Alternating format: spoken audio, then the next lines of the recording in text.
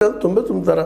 ಯಾಕಂತಂದ್ರೆ ಯಾರೂ ಅನಗತ್ಯವಾಗಿ ಏನಪ್ಪ ಅಂತಂದ್ರೆ ಸಾಲ ತೊಗೊಂಡು ಮೋಸ ಮಾಡುವಂಥದ್ದು ಇರುವುದಿಲ್ಲ. ಇದ್ದವ್ರು ಇರ್ತಾರೆ. ಅದೇ ಹಂಗೆ ಆಯ್ತಪ್ಪ ಅಂದ್ರೆ ಈ ಅಸಲಿನಿಂದಲೂ ಬಡ್ಡಿ ಹೆಚ್ಚಾಗೈತೆ. ನಿಮ್ಮಲ್ಲಿ ಬಂಗಾರ ಇರ್ತದೆ, ಮಾರಿ ತೆಗೀರಿ, ಮಾಡ್ರಿ, ತೊಗೊಳ್ರಿ. ಕೈ ಕಟ್ಕೊಂಡೇ ಬಿಟ್ಟಿರ್ತೀರಲ್ಲ ನೀವು. ಮತ್ತೆ ಯಾಕ್ರಿ ಇಲ್ಲಿಂದ ಮತ್ತಿದು ಮತ್ತೆ ಅವ್ರು ಸಾಲ ತೆಗೆ ವರ್ಷಕ್ಕೆ ಮತ್ತೆ 3 ಬಡ್ಡಿ ಒಂದು ತಿಂಗಳು ಕೊಡೋದು.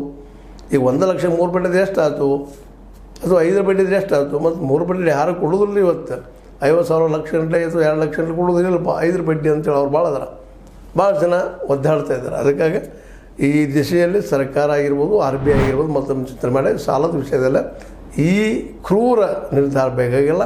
ಬಡವರಿಗೆ ಅನುಕೂಲ ಆಗಲಿ, ಬಡ ರೈತರಿಗಾಗಿರ್ಬೋದು, ಮಧ್ಯಮ ವರ್ಗ ಅಥವಾ ಕೆಳ ಮಧ್ಯಮ ವರ್ಗದವರಾಗಿರ್ಬೋದು, ಅವರಿಗೆಲ್ಲ ಅನುಕೂಲವಾಗಿ ಈ ಒಂದು ಬ್ಯಾಂಕ್ ಇದು ವ್ಯವಸ್ಥೆ ಮಾಡಿದರೆ ಭಾಳ ಯೋಗ್ಯ. ಮತ್ತು ಅದರಾಗ ಚಿನ್ನದ ಸಾಲದ ಬಗ್ಗೆ ಅಂತ ಚಿಂತೆ ಮಾಡೋ ಅವಶ್ಯಕತೆ ಇಲ್ಲ. ಚಿನ್ನ ಇರ್ತದೆ ನಿಮ್ಮಲ್ಲಿ ಅಥವಾ ಆಸ್ತಿ ಇರ್ತದೆ ನಿಮ್ಮಲ್ಲಿ, ಅದು ಮಾರ್ಗೇಜ್ ಮಾಡಿ ಕೊಟ್ಟಿರ್ತೀರಿ. ಸ್ವಲ್ಪ ವೇಟ್ ಮಾಡುವಂಥ ಕೆಲಸವನ್ನು ಹೃದಯ ವೈಶಲ್ಯತೆಯನ್ನು ಬಡ್ಡಿ ತುಂಬಿಸ್ಕೊಂಡು ಮಾಡಬೇಕಂತೇಳಿ ಭಾಳಷ್ಟು ಜನರ ಅಭಿಪ್ರಾಯ ಇದೆ. ಜನ ಈ ರೀತಿ ಮಾತಾಡ್ಕೊಳ್ತಾ ಇದ್ದಾರೆ. ನಿಮಗೇನು ಅನ್ನಿಸ್ತದೆ ರೀ?